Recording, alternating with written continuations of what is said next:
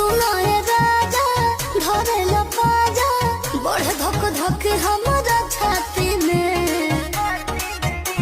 अब का चाहता सुनाए राजा धरे लपाजा बढ़े धक धक हमारा छाती में।